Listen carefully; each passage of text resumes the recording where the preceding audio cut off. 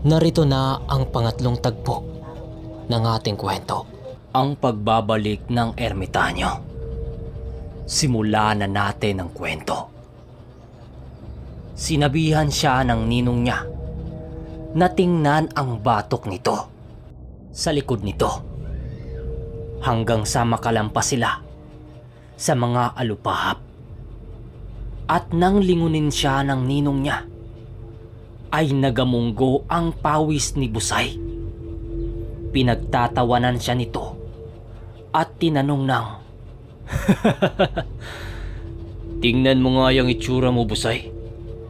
Para kang nakakakita ng multo ah. Kasasabi ko lang sa'yo kaninang umaga na masanay ka na sa mga ganong bagay. At lalong-lalo na sa mga makikita mong kakaiba. Naku, marami pa yan." Wika nito.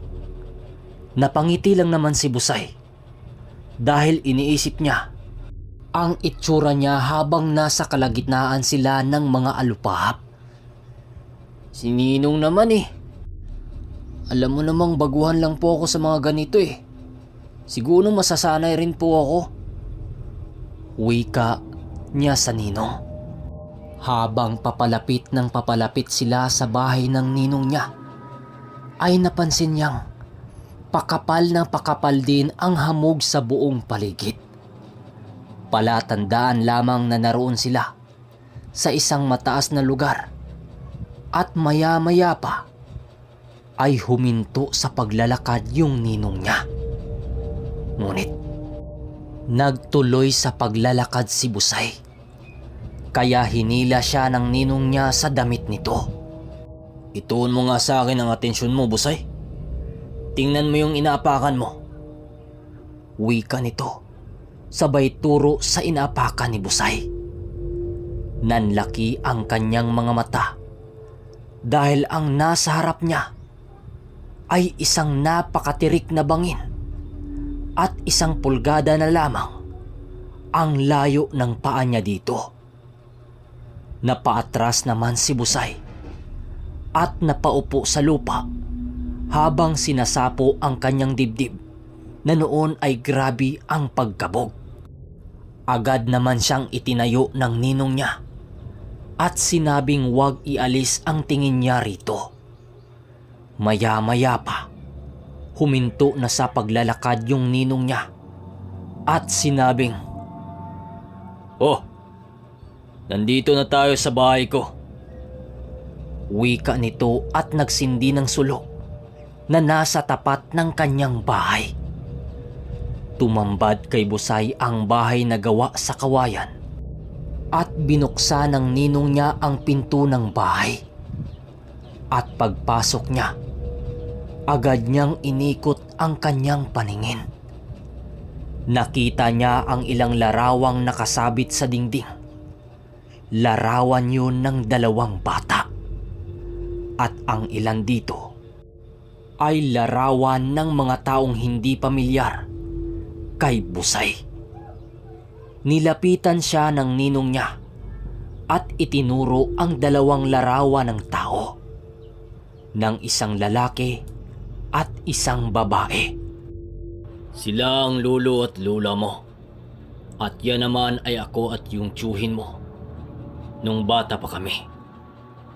Ang totoo kasi niyan, magkakambal kami ng tiyuhin mo. At ang bahay na ito ay ang dati naming tirahan.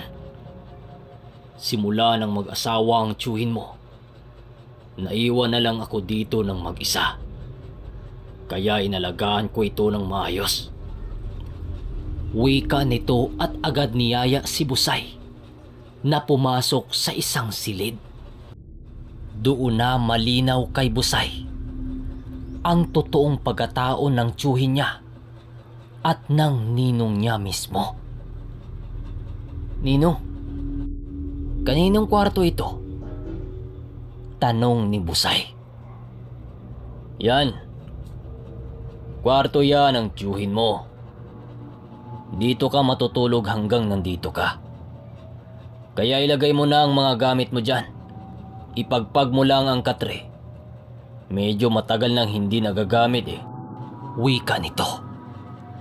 At nang matapos nang magsalita ang ninong niya, agad na din itong pumunta ng kusina para initin yung kanilang ulam.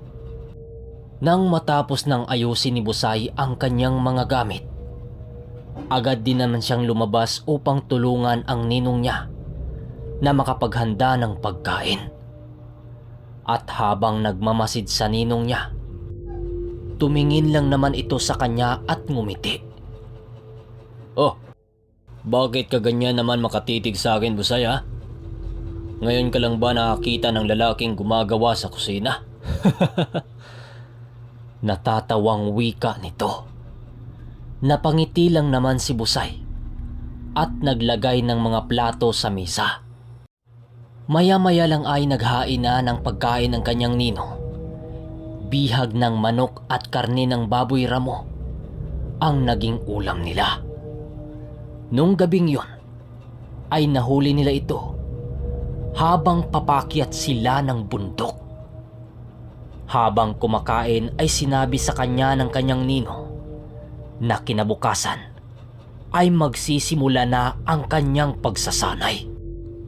Napalunok lang naman ang laway si Busay nang wala sa oras dahil magiging mahirap ang mga pagsasanay na pagdadaanan niya. Gayunpaman, wala na siyang magagawa dahil tinatanggap na niya ang pamana sa kanya ng kanyang tiyuhin na nagpalaki sa kanya at may tungkulin siya na dapat gampanan ng mga panahong yon. Matapos kumain ay agad nang nagpahinga si Busay sa silid ng kanyang tiyuhin. At habang nakatitig sa ilaw ng gasera, ay unti-unti nang nakatulog si Busay. Laking gulat na lamang niya nang may kumabog sa tabi niya. At nang mapabalikwas siya upang tingnan ito, ang ninong niya pala. Oh, halina't bumangon ka dyan. Magsisimula na ang pagsasanay mo. Wika nito habang nakangiti. Napansin ni Busay na nakapag-ahit na din ito ng kanyang mahabang balbas. Ipinusod na din ito ang kanyang napakahabang buhok at nagulat si Busay dahil magkamukha ito ang kanyang ninong at nang nasira niyang tiyuhin. Opo, ninong. Susunod na po ako. Tugon ni Busay at agad na din itong bumangon. Paglabas nito ay napanganga na lamang siya dahil sa ganda ng tanawin. Nasa tuktok sila ng bundok. Natanaw mula doon ang lahat ng kapatagan. Kitang-kita ni Busay ang napakagandang gubat na natamaan ng liwanag ng pagsikat ng araw. Hindi mapangayaw si Busay at napangiti na lamang habang iniikot ang kanyang paningin sa paligid. Nag-iisang bahay lang ang bahay na yun sa lugar, sa malawak na kapatagan sa tuktok ng bundok. Ninong, ang ganda rito ah. Grabe ang ganda ng tanawin. Wika nito na tila batang ganon lang nakakita ng ganong tanawin. Alam mo bang paborito namin ng tiyuhin mo ang bahaging yon? Halika't pumunta tayo roon. Wika nito, sabay turo ng malaking puno ng lapnisan at puno ng lamyo na magkadikit na nakatayo sa gilid ng bangin. Pagdating nila doon, ay kaagad na napaupo si Uloy sa napakalaking ugat. Si Busay naman ay napatingala ng puno ng lamyo dahil napakalaki talaga ng punong yon na halos hindi kayang yakapin ng 3 katao. Inikot niya ang puno at nakita niya ang pangalan ng ninong niya at ng tiyuhin niya. Hanggang sa inaya siya ng ninong niya na maupo sa tabi nito. Agad namang umupo si Busay sa tabi ng ninong niya at nagsimula ng magkwento itong si Uloy. Busay, alam mo ba ang tiyuhin mong nagpalaki sa'yo ang pinakamabait na taong nakilala ko? Kahit paanong bata kami, kung mayroong mga away sa amin, mas pinili na lamang niyang umiwas dahil sa ayaw niya ng gulo. Kabaliktaran naman ako ng iyong tiyuhin. Ako kasi yung tipong hindi pinapalampas ang nang-aapi sa amin eh. At sa sobrang bait ng tiyuhin mo, siya pa ang humihingi ng tawad sa mga nang-aapi sa amin. Ibang klase, di ba? Wika nito. At napansin ni Busay na nangingilid ang luha nito. At maya-maya pa, tumayo ito at nagsalita ng, O siya, halika na at magsasanay na tayo. Turuan muna kita ng tamang paghawak ng espada dahil ito ang pinakaunang mong panlaban kung sakaling malagay ka sa alanganin. Wika ng ninong ni Busay. At agad itong naghagis ng patpat sa kanya.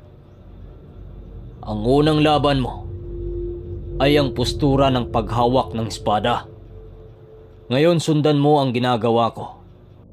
At sa tagal-tagal ng pagsasanay na ginawa nila, ay naging mahusay si Busay sa paghawak ng sandata. Ilang buwan din ang ginugol niya sa pagsasanay sa depinsang pansarili. At nang matutunan niya ito, saka naman itinaas ng ninong niya ang araling ipinagkaloob sa kanya ng tiyuhin niyang kambal nito. Busay, alam mo namang matagal mo nang hinihintay ang ituro ko sa iyo. Ang mga dasal, hindi ba? At inkantasyong nakapaloob diyan sa tilang pula ng tiyuhin mo. Kaya hindi ko na papahabain pa ang paghihintay mo. Wika nito sa isang hapon nang matapos sila sa buong araw na pagsasanay. Pinagpapahinga niya muna si Busay ng gabing yon.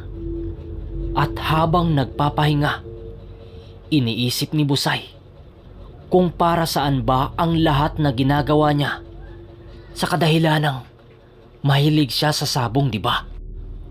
Hanggang sa tuluyan na siyang makatulog. At ilang oras lang siyang nakatulog, ay bigla na lamang siyang ginising ng ninong niya. Busay! Gising! Busay! Mahinang wika ng ninong niya habang patuloy siyang niyuyugyug nito. Ho? Bakit po, ninong? Ano bang nangyayari? Takang tanong nito sa ninong habang papungas-pungas na bumabangon. Shhh! Hinaan mo lang ang boses mo. May mga tao sa labas, Busay. Pabulong na wika ng nino at sabay abot sa kanya ng isang punyal. At agad namang tumayo si Busay sa kanyang kinahigaan at agad sumilip sa bintana. Laking gulat niya dahil may nakita siyang isang tao na nakatayo sa labas ng bahay. Kaya napalingon siya sa ninong niya at nagtanong ng, Ninong, sino po sila? At ano pong kailangan nila sa atin? Tanong ni Busay. At sinabi ng ninong niya na siya ang pakay ng mga ito. Hindi sila pangkaraniwang tao, Busay. Malamang kumalat na ang balitang pagkamatay ng tiyuhin mo. At naparito ang mga yan dahil sa tilang pulang hawak mo. Tugon ng ninong ni Busay. Kinapa niya ang tilang nasa bulsa niya at inilabas ito. Inutos uli ng ninong niya na itali ito sa ulo niya.